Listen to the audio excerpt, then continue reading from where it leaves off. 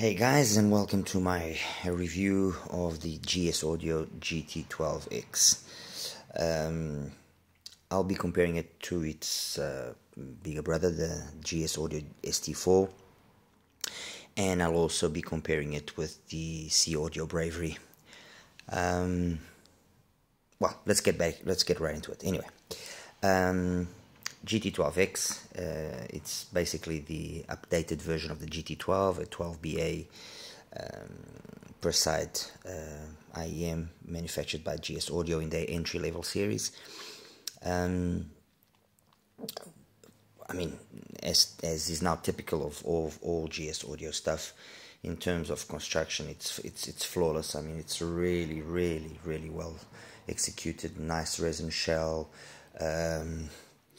Fit is perfect. I have absolutely no issues. I'm using my usual BGVP yellow tips because they fit me really nicely and they match up with this particular shell and this driver beautifully. So it's a match from heaven. Isolation is top notch. Weight and size are not really an issue. I mean, especially the size. Although they are a big IEM, it's nothing that really causes any discomfort. I mean, here it is next to the C Audio Bravery. This has 4 BAs and that has 12, so you can see. As for the configuration, as I was saying, it's 12 BAs.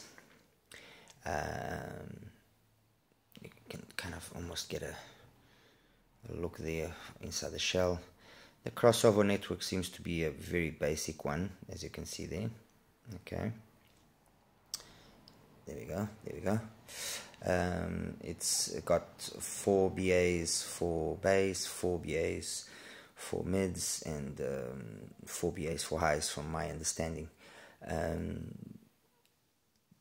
I mean, some of the BAs are original Sonion, from what I was able to ascertain. The rest are, well, their own design, let's say that way. I'm not sure if they are copies, but they are not original Sonions. At best, they will be Knowles. Okay, this is an IEM that costs around $220, $230 more or less. Its brother, the ST4, which is only 4 BAs, costs about $250, $260. This is an all Sonion IEM, and the Bravery costs around $250, $260, depending on the vendor, and it's got Knowles, all Knowles inside. So all Knowles for the, let me just break this back, sorry. All Knowles for the Bravery, all Knowles for the ST4, and a mix of Knowles and custom ones for the GT12. As for the sound, I will first do what I usually like doing, which is talking about its two contenders and then get into it. Oh, one thing before I start, I usually use my QLX 5K. And I use my DX3 Pro as my rigs to power the IEMs. But this time I actually took out my oldie but goldie BT3K and the Fire BT3K. And I don't know, honestly I don't know if it's the AKM DAX that it has inside or what it is. But it just has... It's got this really nice tonality with any of these 3 BA sets, actually, to be honest.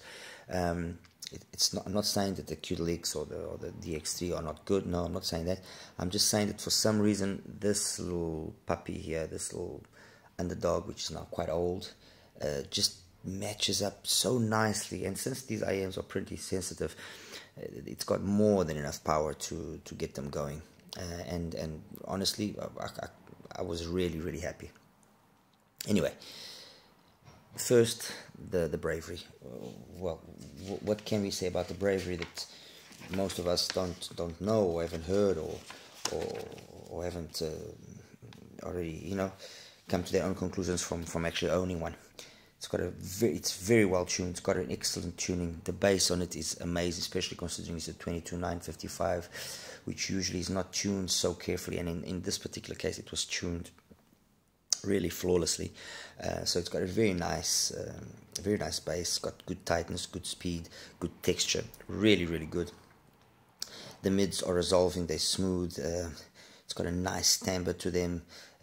It's like I mentioned in my review. At times you even question, is this all BA set?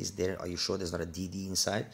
The highs are well executed. There's not a lot of them, but what there is quality, very smooth, non-sibilant. I mean, really nice. It's my only thing that I really was disappointed to a certain extent, especially considering the price, was that the technicalities of the Bravery are a little bit, they leave a little bit to be desired, especially because this is a 300, this is an IM which crosses the $250 barrier. So you expect certain things, and in my comparison with the DT300, I rated the DT300 still king, period, and it is.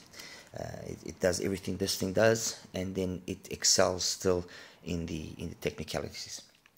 As for the ST4, my review of the ST4 when I did it was that it was definitely a very energetic IM, full of guts, full of nice mid bass impact.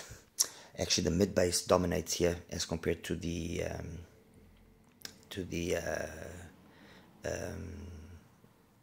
sub bass. Let's put it that way.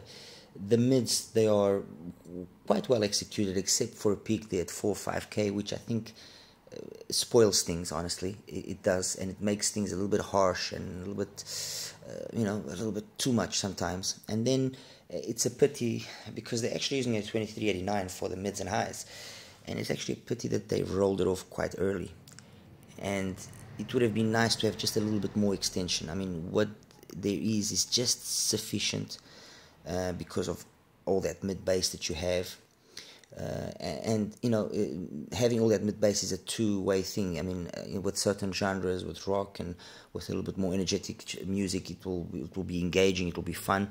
But then sometimes it can actually smear the voices slightly and just make them over thick, and it's just a pity. As for with regards to technicalities, the soundstage was acceptable. The imaging, not its best, and the detail retrieval as well, not its best. Tonality and timbre were correct with certain music, were not so correct with others. So overall, when I did the comparison with the DT300 and with the Bravery, I rated these two basically the same, in that this is a more smooth kind of IM, this is a more fun and energetic, but overall everything they do very similar. So it's down to what it is that you want something more energetic or something more relaxed, but it's the reality is this. This is an excellent IM, just flawed by poor technicalities, which seems to a certain extent to be something of a C audio thing, because the C audio you made there, that was also its biggest flaw. This is a very good IM that would have been perfect, in my opinion, if it just had a little bit less mid bass, not so much mid bass, just drop the mid bass a little bit, and just had that peak corrected as well, and then just a little bit extra sparkle up top. So all things which could have easily been done with a more carefully designed crossover, and hopefully GS Audio will actually do that, because the base hardware is excellent. That's the reality. GT12x, what is it all about? Well, the moment you hear it, and apparently it shares the same base BA unit as the ST4, you immediately see that this is on two completely different leagues. The bass here is way more relaxed, way more chilled out. I mean, you cannot even compare it. It doesn't even come close. I'll actually show you a graph, and you will see exactly what I'm talking about. And I think that is, well, one of the reasons why it then just makes the whole presentation in terms of the mids and the highs be all that much more pleasurable. Where is the graph here? Where is the graph? Where is the graph? Here we go. Here's the graph. Okay. I apologize for the smallness of the. Okay, there we go. green line is the GT12, the purple line is the ST4. And as you can see, I mean, yes, if we're going to talk about correctness, definitely the GT12 is much more correct, and the way it transitioned into the mids, at least my unit, and I'll get into that in a few seconds when I say my unit. I mean, it's basically ruler flat until about 5K. I mean, it is flat, okay? While you definitely do see that the ST4 has got much more sub bass, and that mid bass then just, you know, bleeds into the mids, and that gives that overemphasis. The mids, then they are pretty, you know, they're okay, they're fine, there's no peaks there, but then you have that peak there at 4, 5, 6K, which, I mean, you're, why did you spoil it there? And then it just rolls off very quickly, okay? This is the graph, for example, of the GT12X of a fellow reviewer, and when you compare it to mine, yes, they have basically the same until about, so let's say 4K, but then mine has that extra energy there then at 5, 6, 7, 8, while his starts dropping down straight away. Mine also has more energy past 10, his is down there already. So, I mean, I actually have,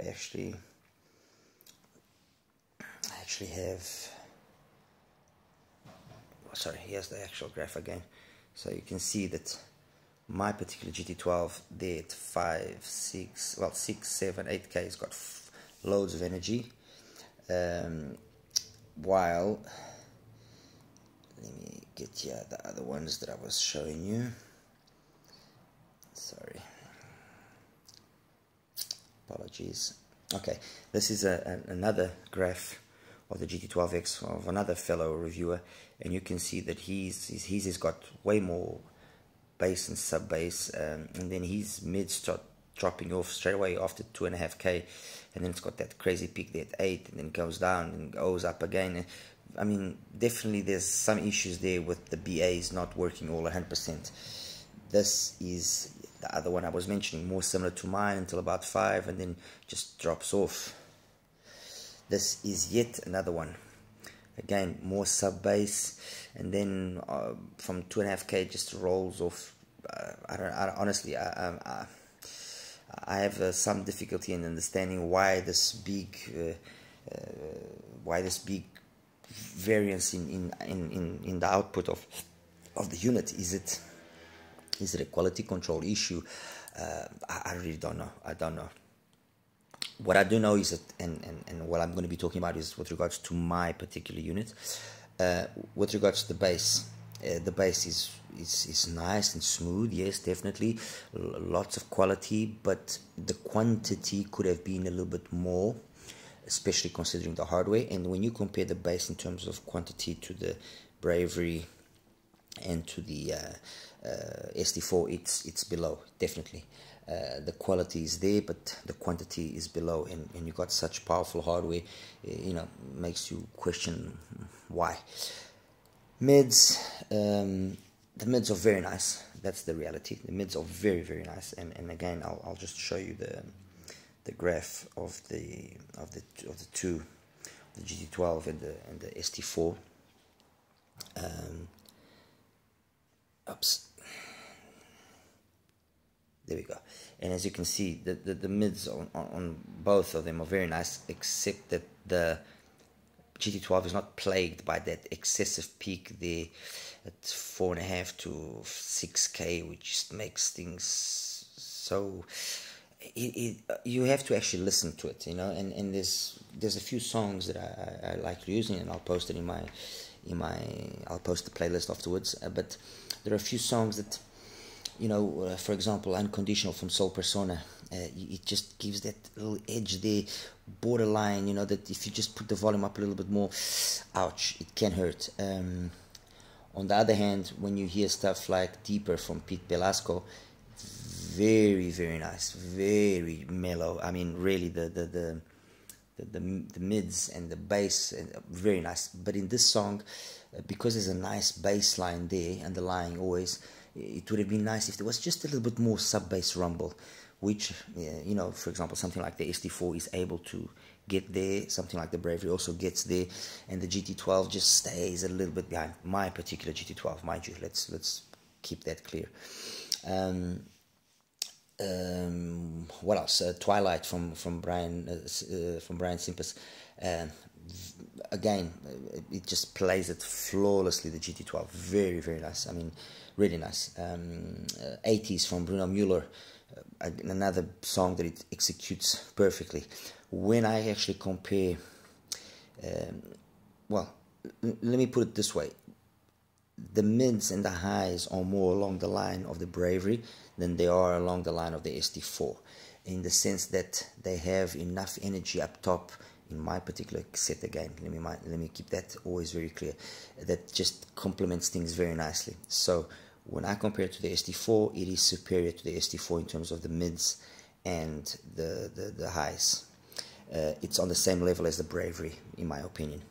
With regards to the bass, it is enough. It is suffice. Maybe with a different BA it could have done the same thing. So I think that the hardware here is either being underused, or my particular unit is just not showing its full potential. There's something there that is not coming out 100%.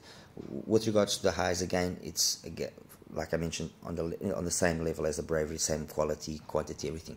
Technicality wise, it's the best in terms of detail retrieval, undeniable. In terms of that airiness, that 3D presentation, and again, it's the best one. Definitely the best one. You really have a sense of bigness, of hugeness, of, I don't know if that's the correct word to use, I'm sorry, but it just gives you a very nice sense of size, you know.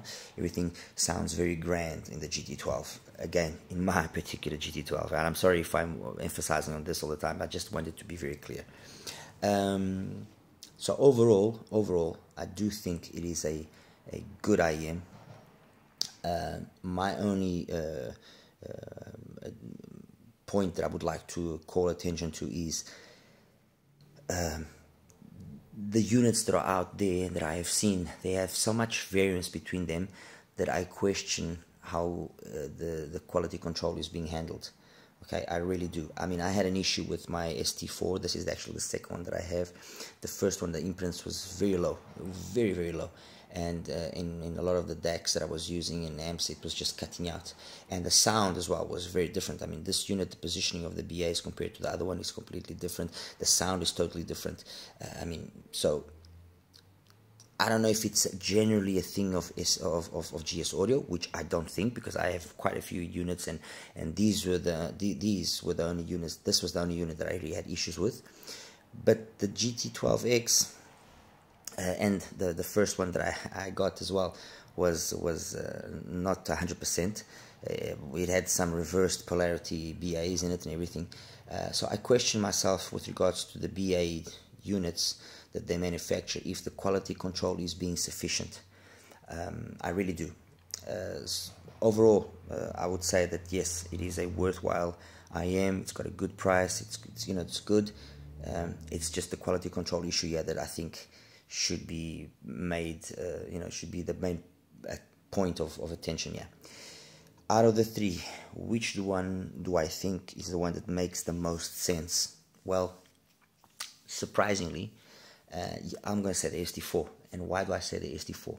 First of all, because less BAs, less things to go wrong. More likely that there will be units coming out all with the same kind of output, and my particular bad one was just a one-off that I mean, I was even told that I was the only person that had complained about it, actually. So and if you do not mind equalizing it slightly, you can bring up the highs the amount they need, and bring down the mids, that higher mids, upper mids down slightly, and the mid bass down slightly. And it's just minor corrections that need to be done, and this thing will become a beast, a beast. I wish obviously that it would be sounding like that from factory without requiring any equalization or anything of the sort, because I mean, those of you that follow me know that I only resort to that as an ultimate solution, and when the IM is really worth it, and definitely the SD4 is worth it. The GT12X and the Bravery, they are also good options. I'm not saying they're not good options. The only thing with the Bravery is I think that it is excessively expensive for what it is. There's really nothing to justify its price, honestly. And you know, the technicalities are just underwhelming, in my opinion. And the GT12X, the only real flaw that I put to it, and you know, a flaw which is very relative, is the quality control issue. That's the only thing. Yeah, it's 12 BAs. It's the only thing that I really truly hope that GS Audio will address and make sure that the units coming out will be 100%. Because otherwise, you know, it has the makings of an excellent IEM as well. Anyway, guys, I hope you enjoyed this little take of mine on the GT12X, and see you again soon. Take care. Bye bye.